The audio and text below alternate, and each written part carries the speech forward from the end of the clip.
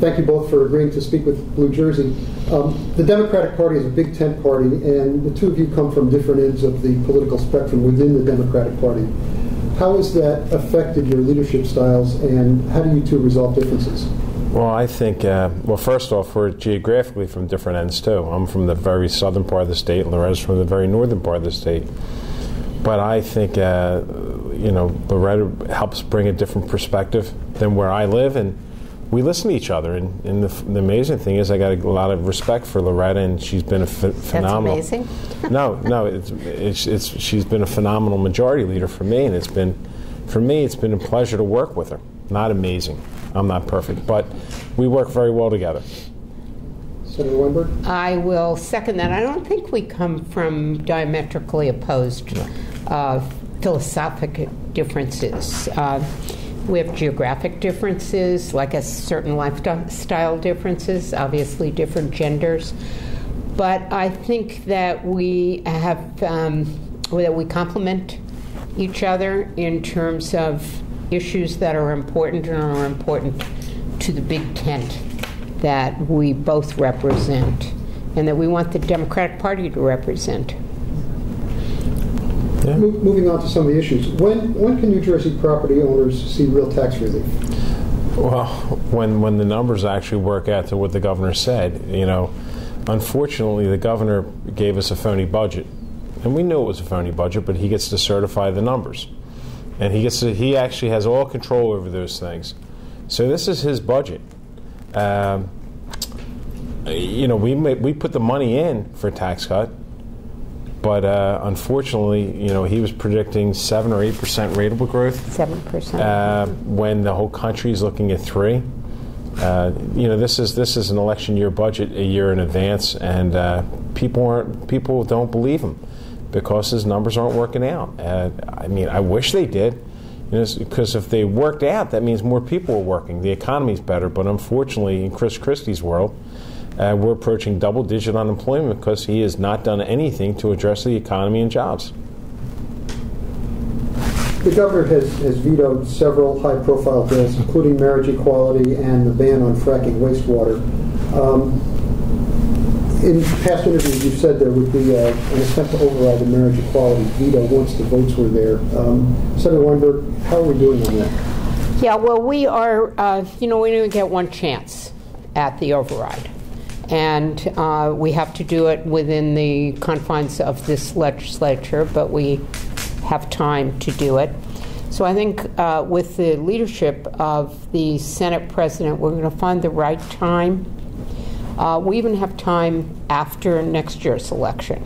We will still have time to put the votes together. So I think it's something that he's very cognizant of. He has been a strong supporter of marriage equality, and because we only have one opportunity, we are going to make sure it's at the best possible time to garner the votes. And also, if we wait, as we wait, we know that public opinion continues to shift and continues to shift in support. And the fracking, just so you know, the fracking bill has to originate from the Assembly. And Speaker Oliver has said she was going to... And I have committed, as with the majority leader, to do it over here if it gets here. Mm-hmm. So how many votes do you need, and do you think you can get those votes? You need 27. There were Republicans that support the anti-fracking bill. It's questionable, what happens, though, when you do overrides. We had people vote against refunding of senators of the Winona Littman Center for sexually abused children. We had Republican senators vote against visually impaired kids because the governor, you got to give him his due when it comes to his control of the Republican legislators. People say, well, why don't you negotiate with the Republicans? I said, I don't have to. I said, you have to negotiate with the governor because he's the final say. Senator Sweeney, on marriage equality, you and the rest of the Democrats rejected a call for a referendum on marriage equality, but you did call for a referendum on the minimum wage. What's the difference there, and won't a constitutional amendment just take too long to provide wage relief? No, it's number one, marriage equality is a civil rights issue. And there's no way of painting it but that. And civil rights don't belong on the ballot. Minimum wage, I feel, is a way to guarantee the working poor a raise every year. In 2005, I actually was the prime sponsor of the minimum wage. And I had the indexing in at the time, and everyone said, "Oh, you can't do that. It's this state. You can't do it in this state." So we took it out, and we put a committee together that has never acted to raise the minimum wage. People on the lower end should not have to wait for legislators to decide every 7 or 8 years. Well, it's not really keeping up, and let's have this fight. I want to see the indexing more than anything, because people have waited all this time. When you think about it, this could be in effect January 1st, 2014. And understand, this is a permanent fix. And where it's been put on the ballot, it's been successful. In 4 other states, it actually was a constitutional amendment. And raising the standard of living, realize if someone's making $7.25 an hour, and now they go to say $8 and a quarter, that means the person making $8 and a quarter now is going to go to $9 and a quarter. It raises everyone, not just people making minimum wage. And one of the things I really regretted was, they made me take it out when we did minimum wage in 2005. I'm the Senate President. I don't think they can do that to me this time around. Senator Weinberg, you're moving legislation to strengthen the Open Public Records Act and the Open Public Meetings Act. Looking at the blogs, some municipalities are pushing back, saying these are unfunded mandates. How do you respond? Yeah, very simply, they're not unfunded mandates. If municipalities do what we're encouraging them to do, post more things online, they will have less work to do. These bills are almost ready for a full vote before the Senate. They've been through 2 committee hearings. We've taken input from many stakeholders. We've gotten agreement on certain changes, agreement from such disparate groups as the League of Municipalities and the ACLU. And I think they together did a terrific job in coming to agreement. I think with the support of our Senate President, we both agree, and I know Democrats agree, that open government is good government, and we're going to get these bills passed.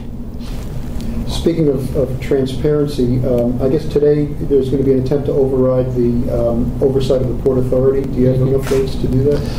Well, we have Democrat votes. We'll see how many Republicans will step up. The Port Authority was a big issue when Democrats were in control of the governor's office. The concerns and the issues don't change because the parties change. So I'm hoping that our Republican colleagues step up. This is the right thing to do. It's a government entity that spends a whole lot of money and really should have to be looked at because of some of the things they've done recently. Hey, the governor's conditional veto is such a cynical move, because he knows, I'm assuming he knows, that the only way you can change the Port Authority is if both New York and New Jersey pass identical bills. So he takes our bill and makes it very New Jersey-centric, which obviously New York is not going to pass. So he's using the guise of, I really believe in open government, but, and he knows full well that bill can go nowhere. So we're hoping that people across the aisle recognize that. And the tremendous increases, I think this week the PATH increases went through. In December we will see another increase in bridge tolls. And while the Port Authority is claiming, well, we are adopting transparency, et cetera, they're the very same people who made sure that there was really no open meetings for the public to give its input on toll increases. The very same leadership. And it's obvious to me, and should be obvious to anyone, that the governor made a very cynical move by the way he did this CV. And I just add one thing. This is a governor that is probably the least transparent administration that's been around here in a long time. It's a governor that's actually putting a bounty on public information, a $10,000 bounty. It's ridiculous that we're not allowed to have numbers now. Where, if we get them, it's like he's acting like a prosecutor instead of the governor. So, this is a government that spoke about transparency, but obviously didn't believe in it because of the actions they've been taking.